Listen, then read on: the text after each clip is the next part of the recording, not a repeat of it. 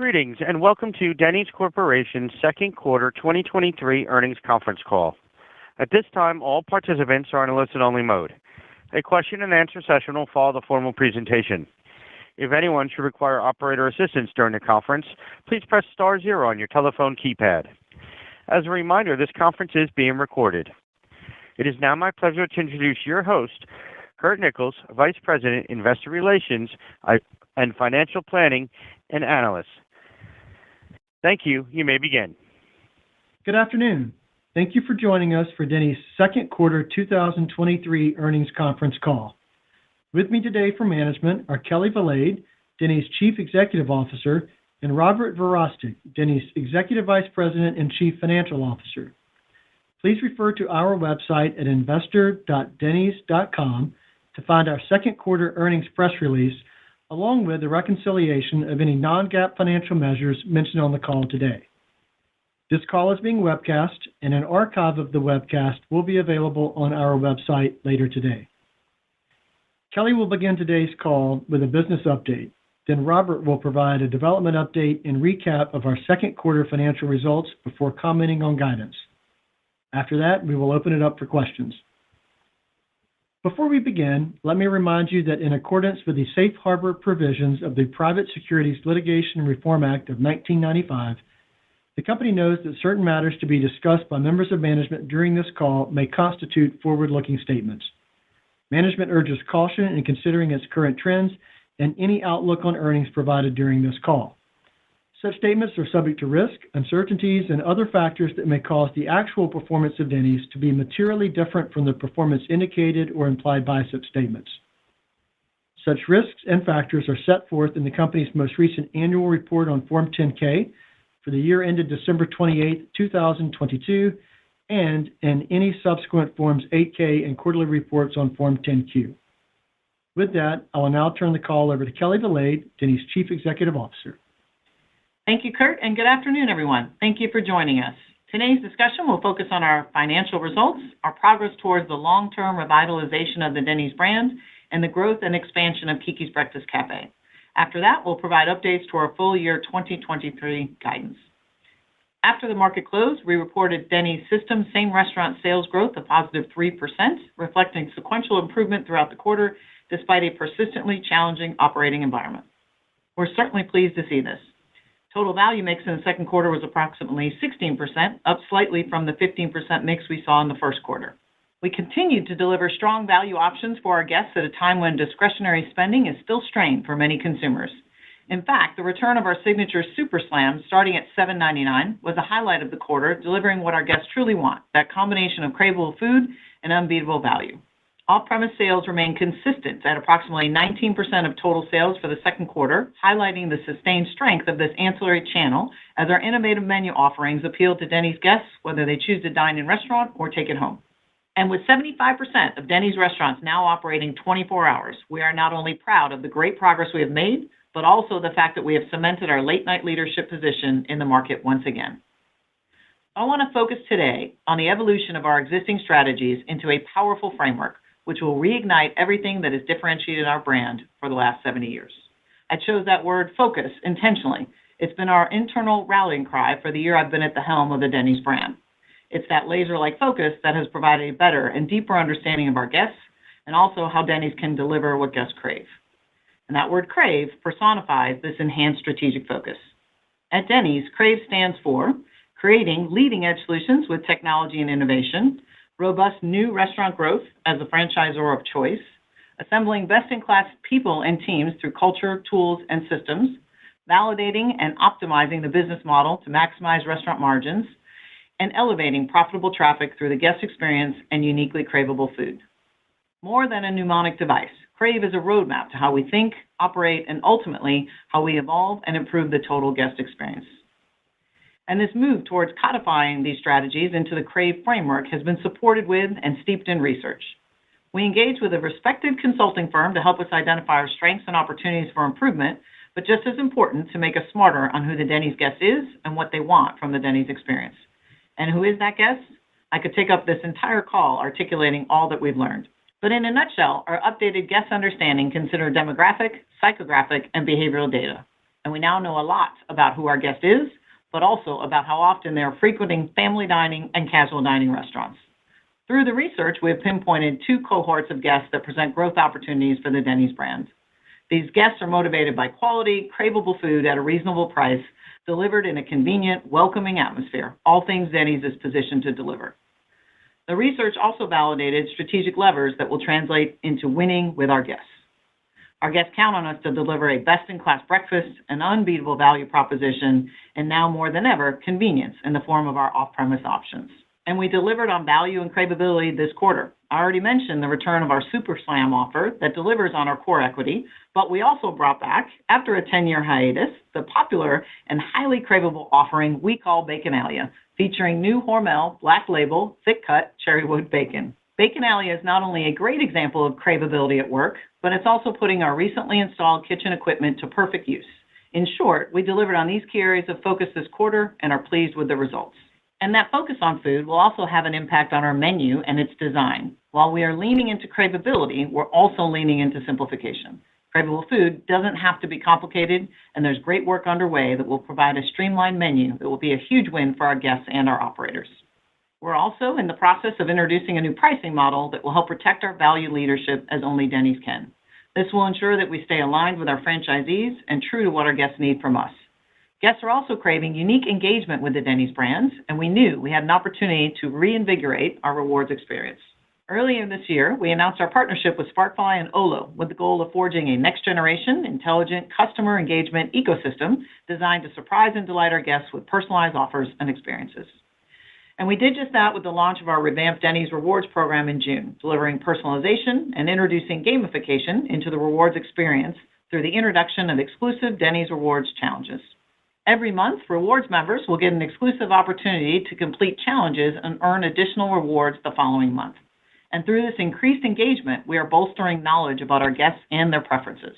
This will unlock the ability to recognize our guests across the omni-channel guest experience and reward them accordingly. Since the launch on June 22nd, we have seen over 200,000 new rewards member signups, bringing our total to over 6 million loyalty members and growing. In time, we expect our data investments to result in additional ROI opportunities and be a traffic driver. Finally, the work we have done to enhance the guest experience is paying off. Our overall net sentiment for the second quarter was 43%, up nearly 600 basis points from the first quarter, and outperforming the Black Box Intelligence Family Dining Index handedly by over 1,100 basis points. We're also incredibly proud of our 4.2 Google rating. As I mentioned earlier, assembling best-in-class teams is also a key element in our CRAVE strategy, and our team members are also craving opportunities for education and career advancement. And our new Denny's GAIN program is poised to do just that. GAIN includes 4 key areas: GED accreditation, college credits and certifications, life skills, and career pathways for high school students. Denny's is helping to create opportunities that may have been otherwise out of reach for our team members. The GAIN program is a true embodiment of Denny's purpose, and I can't wait to see how this program helps to transform lives. We're really pleased with the progress we've made with staffing and reduced turnover rates, and we believe our commitment to the GAIN program will continue that positive momentum. Finally, turning to Keke's Breakfast Cafe. We've mentioned in the past, Keke's also concluded its own comprehensive research to better understand its core guest, what makes the brand so special, and help us map the path for growth. The results were clear. Keke's is known for its high-quality ingredients, made-from-scratch philosophy, and providing guests with some of the most generous portions in the industry. As with Denny's, we now have a playbook built on Keke's that articulates what makes this brand so special. Keke's new tagline, Mornings from Scratch, is one that we believe will separate us from the competition. The hallmarks of this great little brand are about using the freshest, highest quality ingredients made from scratch daily. So Mornings from Scratch is the perfect tagline. Like freshly whipped cream, coffee ground in-house, and dishes you won't find anywhere else, we're leaning into Keke's special sauce to ensure that as we grow, we continue to demonstrate a differentiated offering to all of our guests. Now that we are smarter than ever before on the Keke's guests, we've begun to make brand decisions and test elements that are going to support what we believe to be a long runway of growth in Florida and beyond. And while it's still early, we do know our first Keke's outside of Florida will be located in the greater Nashville, Tennessee market. We're excited to bring the winning Keke's experience to a new set of consumers soon. We're also excited to bring the Keke's concept to the Denny's franchise system. Robert will share details in a moment, but I can tell you The interest among Denny's franchisees is indeed growing. We've been traveling this past month doing mid-year roadshows with our Denny's franchisees, launching the new strategies that I've just reviewed. Their excitement for those strategies is obvious, but while on the road, we also continue to receive new requests and inquiries to learn more about the Keke's opportunity. I've in fact passed on a lot of names to our development team as a result, and we expect to officially sign up a few of our strongest Denny's franchisees soon. In conclusion, we're smarter than ever before on the Denny's and Keke's guests. We believe those insights, coupled with our CRAVE strategies, will translate into a long-term winning proposition for each brand and for the business. With that, I'll turn the call over to Robert. Thank you, Kelly, and good afternoon, everyone. Today, I will provide a development update and review of our second quarter results before discussing our annual guidance. Starting with development highlights, Denny's franchisees opened 9 new restaurants during the quarter, including 4 international locations, while Keke's opened 1 franchise cafe during the quarter. We also opened an additional Keke's franchise cafe in July. We are excited to see the development pipeline for this growth concept start to take shape. In fact, property control has already been secured for 9 future franchised and company-operated Keke's locations. An updated Keke's franchise disclosure document has been filed, and we have recently conducted over a dozen meetings with Denny's franchisees who are interested in the Keke's brand. A similar number of meetings with Denny's franchisees are scheduled to take place over the next few weeks as we prepare to accelerate the growth of Keke's over the next several years. Moving to our second quarter results, Denny's domestic system-wide same-restaurant sales grew 3% in the second quarter compared to 2022, consisting of a 3% increase in both domestic franchise restaurants as well as company restaurants. Denny's domestic system-wide restaurant sales growth was primarily driven by pricing of approximately 8.5%, net of changes in discounts and product mix. Approximately half of the pricing for the quarter was carryover from fiscal 2022. Denny's domestic average weekly sales for Q2 were approximately $38,000, including off-premise sales of approximately $7,000 or 19% of total sales. This translates to average unit volumes of approximately $1.9 million. Franchise and license revenue was $62.0 million compared to $65.9 million in the prior year quarter. This change was primarily driven by a $5.2 million decrease in initial and other fees associated with the sale of kitchen equipment in the prior year quarter. These impacts were partially offset by Denny's franchised restaurants' same-restaurant sales growth, in addition to $1.7 million of Keke's Breakfast Cafe franchise revenue in the current quarter. Franchise operating margin was $31.6 million, or 50.9% of franchise and license revenue, compared to $30.6 million, or 46.4% in the prior year quarter. This favorable change in margin rate compared to the prior year quarter was primarily driven by an approximate 440 basis points impact from the kitchen modernization rollout. Company restaurant sales of $54.9 million were up 11.6%. This growth was primarily due to $3.7 million of Keke's Breakfast Cafe company restaurant sales in the current quarter and benefits from Denny's price increases compared to the prior year quarter. Company restaurant operating margin was $8.3 million, or 15.1%, compared to $4.3 million, or 8.8% in the prior year quarter. This margin change was primarily due to approximately $2.3 million of unfavorable legal reserve adjustments in the prior year quarter and the improvement in sales performance at company restaurants in the current year quarter, partially offset by labor and commodity inflation. Commodity inflation continued to improve, moderating sequentially from 10% in Q1 2023 to 1% in Q2 2023. This quarter saw commodity inflation fall below double digits for the first time in 2 years. Additionally, labor inflation was 4% during the second quarter, flat with Q1 2023. G&A expenses for the second quarter totaled $20.2 million compared to $16.6 million in the prior year quarter. This change was primarily due to increases in deferred compensation valuation adjustments, corporate administration expenses, and performance-based incentive compensation, partially offset by a reduction in share-based compensation expense.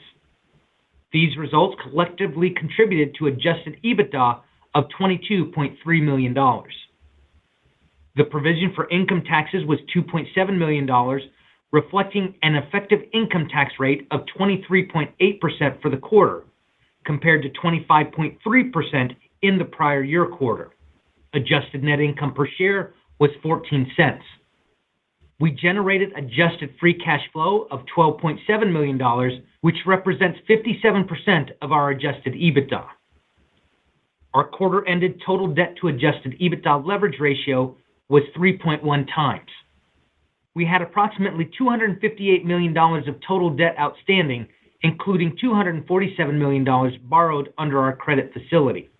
During the quarter, we allocated $10.4 million to share repurchases, continuing our commitment of returning capital to our shareholders. Since beginning our share repurchase program in late 2010, we have allocated over $669 million to repurchase approximately 64 million shares at an average share price of $10.45. As a result, at the end of the quarter, we had approximately $133 million remaining under our existing repurchase authorization. Let me now take a few minutes to expand on the business outlook section of our earnings release. We anticipate Denny's domestic system-wide same-restaurant sales will be between 3% and 6% compared to 2022. However, as inflation headwinds are expected to moderate over the balance of the year, we also anticipate pricing could moderate. Accordingly, our current expectation is to be towards the middle of this range. We anticipate opening 35 to 45 restaurants on a consolidated basis, inclusive of 8 to 12 Keke's openings skewing later in the year. This amounts to a consolidated net decline of 15 to 25 restaurants. We are projecting commodity inflation for 2023 to be between 1% and 3%, with roughly 70% of our market basket currently locked. We expect labor inflation of approximately 4% for the year. Our expectations for consolidated total general and administrative expenses are between $78 and $80 million, including approximately $12 million related to share-based compensation expense, which does not impact adjusted EBITDA. This consolidated range contemplates a full year of Keke's G&A. As a result, we anticipate consolidated adjusted EBITDA of between $86 and $90 million. In closing, I would like to thank our dedicated franchise partners, restaurant operators, and support teams who have remained focused on our guests and strategic priorities to ensure both Denny's and Keke's continue to thrive in the many years to come. That wraps up our prepared remarks. I will now turn the call over to the operator to begin the Q&A portion of our call. Thank you. Ladies and gentlemen, at this time, we will be conducting a question-and-answer session. If you'd like to ask a question, you may press star one on your telephone keypad. A confirmation tone will indicate your line is in the question queue. You may press star two if you would like to remove your question from the queue. For participants using speaker equipment, it may be necessary to pick up your handset before pressing the star key. Our first question comes from the line of Michael Tamas with Oppenheimer. Please proceed with your question. Hi, thanks. Good afternoon. Robert, I know you mentioned being at the midpoint of the full-year same-store sales guidance, but I think the math implies that you could do around flat comps in the back half of the year and still hit the lower end of the full-year guide. So other than changes in menu pricing, what are the big driving factors that would put you either at the lower end or at the higher end of the full-year guidance? Thanks. So, hey, Michael, good to hear your voice. So it's really a function of driving traffic, right? Really, that's what it is. And we're going back strong with our value messaging that had strength within it in the June month. We accelerated with our same-store sales throughout the quarter, relying heavily on our value messaging. You'll see us utilize that as appropriate as we continue from this point forward. forward. So in large part, it's going to be that value and the traffic driving ability. The LTOs are performing really, really well. We love the fact that we're back on with Baconalia. They're mixing quite well, but the traffic driving ability of our value is really kind of will be the driver of where we likely end up in that range. Thanks. You talked a lot about the research you did to learn more about your guests and how that can help inform your strategies to drive the business going forward. So can you provide any, more details on what some of those changes might be and what the timeline is, you believe, to when you'll actually start to see some of the benefits in your sales? Thanks. Mm-hmm. Yeah, that's a great question. So we learned a lot, and it is absolutely informing decisions that you'll see us make, even starting in October. I referenced it slightly in terms of streamlining the menu, in terms of really leaning into craveability in our offerings. So we learned a lot. They're basically, obviously, they're value-oriented consumers. They're families. They skew somewhat millennial. And then we've got a younger guest even that is using us late night and through virtual brands. So we've got a really broad spectrum, but we're being very laser-like in our focus on what that new core, those cohorts I've referred to, are wanting from us. And again, it's really leaning into making sure that our value leadership is clear, it's evident. We offer everyday value for the consumer that wants that from us. We, again, know that is absolutely the case, and we know we've been a leader in that space for some time. So it's making sure it's evident as everyone comes out of the pandemic, it's really making sure that everyday value is very clear, and that people feel really good about what they've chosen to buy at a Denny's. Our barbell strategy is still in effect because, as we have seen even as of late, we'll go on air with something like Super Slam at a great price point, great value, but then we've got them still looking at things like Baconalia, our bacon obsession platform that is also performing well for us. So it's craveable food, reasonable price. We also know a lot about these families and how much they can rely on us for a great off-premise, a great experience outside of the restaurant, and we can provide that level of convenience for them as well. And we still think there's opportunity as others retract and don't do as much in the area of whether it's a virtual brand or off-premise. We think it's a sweet spot for us in our space just because of late night and the capacity that we do have in our kitchen. So we think there's more to gain there, and we'll continue to look at our offerings and off-premise to kind of solidify that. Thank you. Mm-hmm. Thanks, Michael. Our next question comes from the line of Todd Brooks with The Benchmark Company. Please proceed with your question. Hey, thanks for taking my questions. First, if we can spend a little time on Keke's. It sounds like a lot of progress made during the quarter, positive initial discussions with existing franchisees, FDD filed, and kind of brand ethos work and understanding what the brand is complete. Kelly, can you just kind of take us through the next 12, 24 months for how the Keke's opportunity unlocks for Denny's in your eyes? Sure. So, Todd, that's a great question. So there's a lot that you'll see us now unlock because we wanted to really spend the right amount of time building the team, right? Small but mighty team, getting some synergies with that team, and then really leaning into, how do we be the best version of, this brand and what this brand stands for. And I articulated that a little bit in the script, but it is about the freshest, highest quality ingredients, abundance, mornings from scratch, new taglines. So we've learned a ton about that, and you'll just see us execute against that in terms of a new menu, in terms of different offerings that we'll do, in terms of potentially a prototype and design that we'll take outside of Florida, and then unlocking that potential really with the Denny's franchisees. Both Robert and I spoke to that, but it is we see a great amount of opportunity. Some of our strongest Denny's franchisees, ones that will continue to grow in the Denny's system, that also see the opportunity with a Keke's Breakfast Cafe, and they just see it as a different opportunity. It's the demographics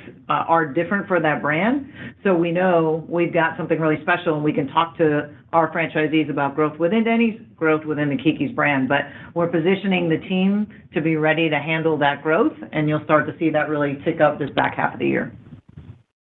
And are sites the big limiter on growth over the next couple of years, or maybe the readiness of the Keke's team and their franchise support systems to really start to accelerate the growth with existing partners? Hey, Todd, this is Robert. So, we're putting that team in place right now. We do have the trainers, the HR support to ensure that we can get people and personnel on staff and trained. We have development teams that are working that right now. And if you think about it, at the midpoint of our guidance, say the 8 to 12, it's about 10. It's about a doubling of the rate of growth that this brand has been able to achieve over the last few years, so we've already accelerated that. And I really just think it's the continuing of the unlock, the acceleration of the Keke's franchisees openings within Florida. It is getting development commitments. I think you'll likely hear from us speak to that in the coming, the near quarters with regard to the number of commitments that we are garnering from our Denny's franchisees, and then it's just establishing that pipeline to accelerate to 24 and beyond. We clearly invested in this brand because we saw the potential of it, and we bought it to grow it. So we need to clearly accelerate beyond what we've guided to today, and all of, as Kelly just described, all of those pieces are coming together nicely, and we are very excited about what this opportunity holds. Okay, great. Thanks to you both. Thanks, Todd. Our next question comes from the line of Nick Setyan with Wedbush. Please proceed with your question.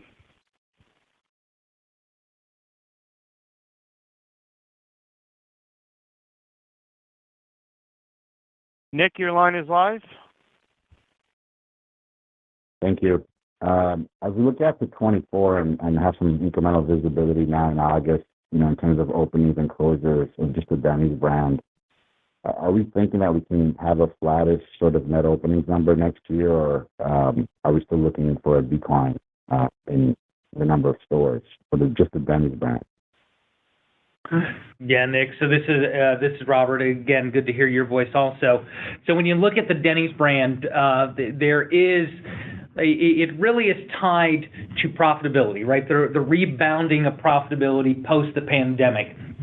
And the margins within those restaurants, that really dictates the rate of closures. And what I can tell you is that as we progress through the year, and you've seen the Denny's corporate company margins improve, our insight to that through our data visibility tool Illumin suggests that our franchisees are experiencing the same thing.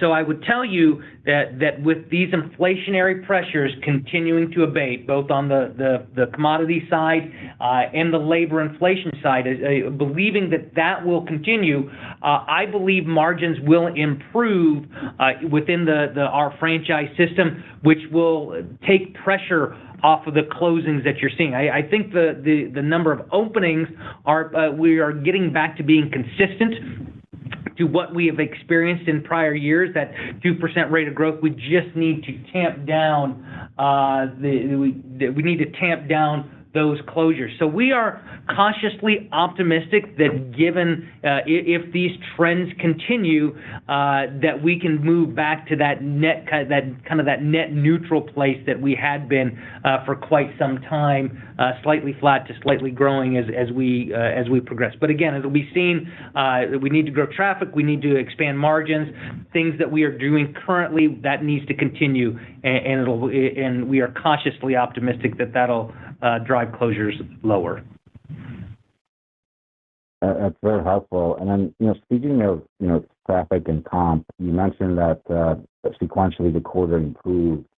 And so assuming you exited in June above 3%, and then I think for the rest of the year, the guidance implies about a 3% comp for the second half for us to get to the midpoint of your full year guidance. So is it reasonable to assume that July is off to a sort of better than 3% start?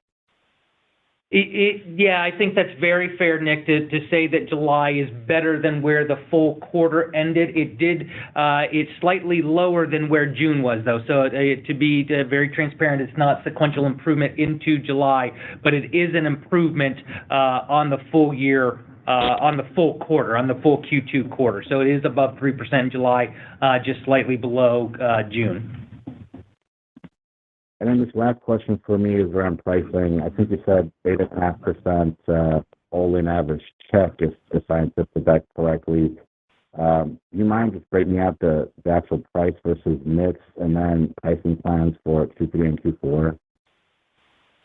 Sure, Nick. So the price was somewhere, I believe, right in the slightly north of 8, between 8 and 8.5%. The mix was just very fractional within there, a couple of tenths lower. It actually, the mix was a couple of tenths lower, bringing that down slightly.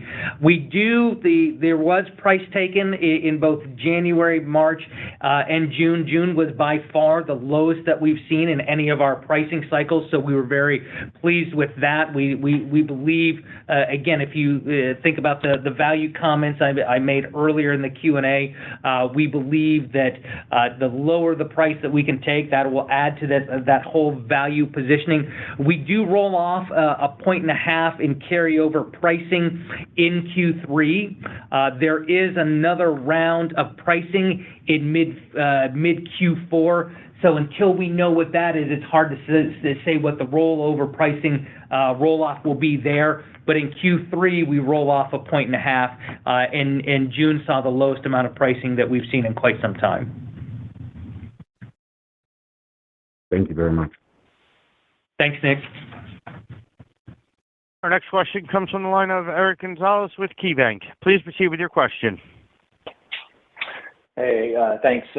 Maybe you can comment on your same-store sales performance by day part. You know, late night seems like it's been an area of strength for some of your peers as staffing's become incrementally less challenging. So I'm wondering if you've seen an uptick in competition during the overnight hours, and do you see any risk that same-store sales gap between the 24-hour and the non-24-hour locations could narrow as more competitors come back online during those overnight hours? So, hey, Eric, it's Robert. We are really pleased with what we've been able to accomplish with regard to our 24-hour operations. They're still in the ones that are turning it on still, and we have new restaurants coming back online with 24-hour operations every single week. That outperformance to the balance of our system seems to be holding. So, with regard, I'm looking at a chart here. Looks like that the late night is still, frankly, one of our strongest day parts when you look at it over the course of the total week. So we think it's a strength of ours. If you look at the full service space, we are unequivocally the leader in late night opportunity. And when you look outside of the full service space, whether that be QSR or fast casual, we rival what they're able to accomplish in that space. So we're really pleased. We continue to work it every single week, trying to drive back. We do have some some restaurants where we have allowed them to remain closed for a few days of the week with some economic upside to us in a slight royalty tweak. So we're whether we get them open 24/7 or whether we get the financial benefit, we drive to that every week, and again, it's a strength of ours, and frankly, it is one of the best performing day parts for us still. I think, Eric, also, if I would add to that, I think part of your question was, do we see that? You know, so we're not the only ones trying to do this, and there's more and more evidence every day of that. In quick service, you can see taglines on commercials for bigger brands that are out there talking about, you know, open late night. So we know everybody's trying to do that. It's also why we feel really good about what we've reported and really good about the progress, because we don't know, you know, how much more there is to gain there. It's still strong for us, as Robert just said, but it's also not the tailwind it was even 6 months ago. Got it. And then just related to this conversation, you know, the staffing environment, it seems like things have loosened up. So, you know, with that as a backdrop, you know, how can you accelerate the 24/7 adoption? What would you say the current limiter or governor is on that store expansion rate as we sit here today? Yeah, Eric, it's fair. It's still, I'd say, wobbly, right? It's better. It's absolutely better. Wage growth moderated, of course, but you still see with certain states, Florida being one of them, there's still challenges from a staffing perspective, from a wage compressions perspective. And so, I think it's still tough. Travel centers. So some of the restaurants that have challenges are ones either in a travel center or in locations where tourism's just off. So it's just a bit wobbly, and we're just trying to, again, we've said this before, but just be the best partners to our franchisees. And again, also, we've looked at some amendments to contracts to get us, more whole than we otherwise would be. And it's still showing a bit of patience for those to get it right, take care of the guests. Right, we want to be able to take care of the guests. So when our partners at this point are saying it's still a bit choppy for me, we're wanting to be as flexible as we possibly can. Got it. Thank you. Thanks, Eric. Our next question comes from the line of Jake Bartlett with Truist. Please proceed with your question. Great. Thank you for taking the question. Mine was on the commentary on check and the lowering of the same-store sales guidance. So it sounds like, menu price, there's not as many moving pieces there. So it seems like what might be lowered is your expectation that there's going to be more, maybe some negative menu mix or some increase in discounting, that's enabled by the lower, commodity costs. So just any commentary around, is that the case that the outlook in the back half of the year is kind of lower just by the fact that you think you're going to push value more, which is going to, limit the check growth? Yeah, Jake, a really good follow-up there. We do actually see slowing price. That's our kind of our commentary to our franchisees. It's no surprise. I think BBI just came out with this past week that the lower the price, the better the traffic. Is it really that simple? So we continue to guide and have frequent conversations with our franchisees about that correlation. Again, we don't dictate it, but we can clearly point out correlations between pricing and traffic. So we do see it slowing, frankly. And again, it's in line with the slowing commodity inflation and the slower labor inflation. You also wrap in there additional value, and you see that could have to your point, a mixed consequence, and we are very confident that we can drive traffic similarly to what we did in June. That performed quite well for us, and why we believe in Super Slam and our value positioning. Okay, I guess how would you frame the momentum in the business right now? I know, we try to look back versus 2019. That gets a little tough in how comps are measured over the years. But would you say that just the overall kind of demand environment is softening a little bit? I think if I look at average weekly sales versus 19, it did grow a little bit slower, but not by much. But how do you characterize the overall demand environment right now?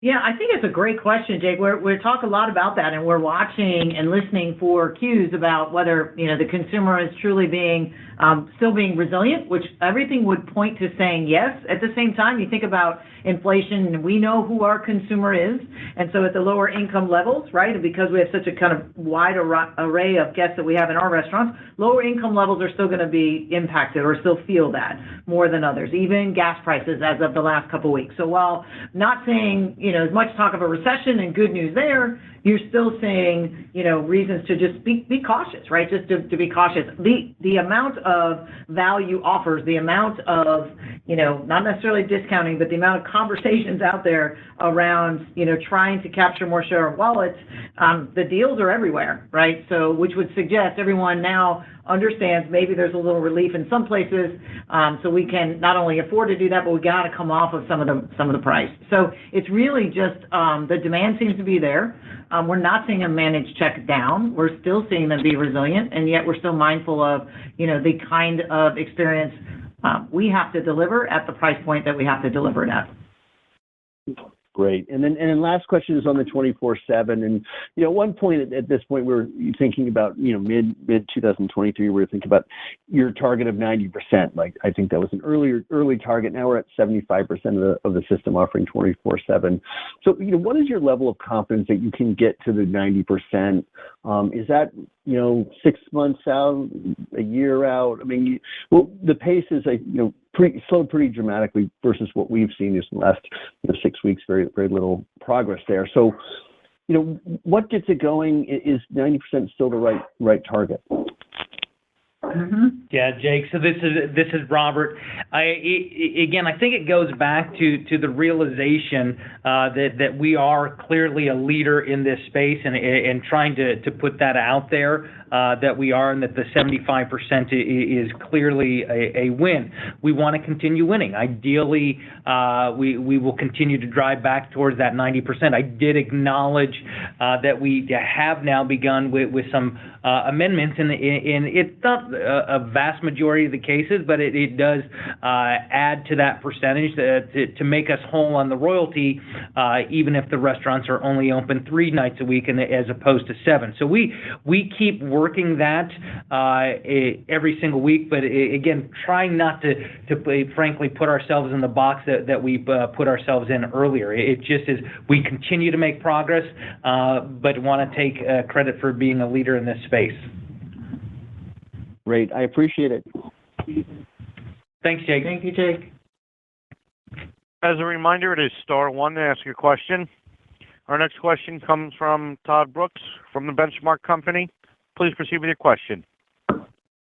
Hey, thanks for a couple follow-ups here. Kelly, you talked about one of the learnings out of the work at Denny's would be some menu simplification in the future.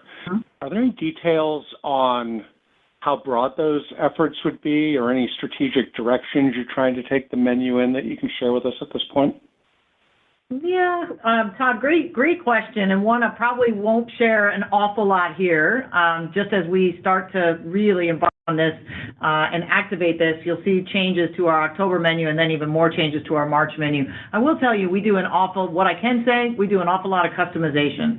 And so while we know our guests want craveable food, we know we have breakfast leadership, almost every day part. Breakfast is the food that is ordered. So we're going to really lean into craveable food in our innovation. We'll lean into craveable food at a great price point, as we've talked about, at a great value. But you'll also see us simplify around where we can and where we don't get credit for it. So again, we've got a lot of customization and build your own categories where people can just choose from numbers and lots of different items to add to omelets, burgers, grand slams even. And we want to lean into the core equities and curate plates where we can. So that's kind of one example, but there'll be others that we'll add over time to this strategy of just simplifying operations where we can and strengthening our execution. Okay, great. And the final one, and I'll hop back in.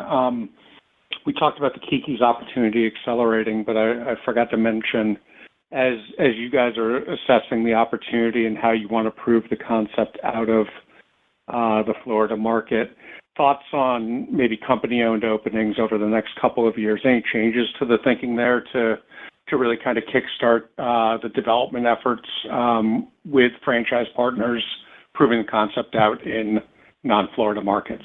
Thank you. Yeah, that's a really interesting question, Todd. So just to right size for the current year first, we will have company openings within that guidance range of 8 to 12, probably in the 2 to 4 range with regard to that. You'll see us deploy our capital. We've called out Nashville now. That was very deliberate in the commentary today. So our dollars will be deployed in Nashville first. I think you will continue to see us open company restaurants with Keke's for the next few years. We need to get some synergies, some efficiencies in these markets, build them out. Oversight efficiency is typically 6+ restaurants, so we'll do that in Nashville. So I would see it as probably disproportionate to what we typically say for the Denny side, but likely in line with regard to kind of that overall 85-15 that currently exists within the Keke's portfolio. Could skew a few percentage points either side of that, but you'll see us open Keke's for the next few years, certainly. Okay, great. Thanks, Robert. Thanks. Our next question comes from the line of Michael Tomas with Oppenheimer. Please proceed with your question. Hi, thanks for the follow-up. Robert, I just wanted to double-check. Did I hear correctly that the second quarter commodity inflation was 1%? Yes, sir. Yeah, it was 1%, Michael. 10% in Q1, 1% in Q2. The new guide on the commodity range is 1 to 3. Midpoint of that's around 2. So if you do the math, that puts us flattish, likely on the balance of the year. So really good place considering where we were just a year ago at this point. So yes, you did hear correctly. Perfect. That was a great segue to the next part, which was how you're thinking about menu pricing. I think you said you were going to take another round of increases in the fourth quarter. How are you thinking about that magnitude now that commodities are no longer up, double digits? Thanks. Yeah, I think, Michael, we are trying to be as judicious as possible. Frankly, I think it's part of the guide. Again, wrapping all of this kind of Q&A at various points throughout this call. It does. We believe pricing. We would like to see it lower. That will be our guide. We anticipate that the franchisees will likely follow, given the abatement in the inflationary environment. So I think what you will see is that we will roll over and roll off pricing. I mentioned in Q3 we roll off 1.5 points of pricing. In Q4, I'm hoping we roll off more pricing than we actually add. So right. And the other important thing to note, part of these strategies, part of the research, and then part of our action items that we're carrying forward and taking to our road shows this mid-year timeframe is about a new pricing model, a new pricing strategy. So we're being very, very calculated and very specific, and then really just talking to and aligning with our franchise system to talk about the impact of pricing, to talk about what our guests do need from us.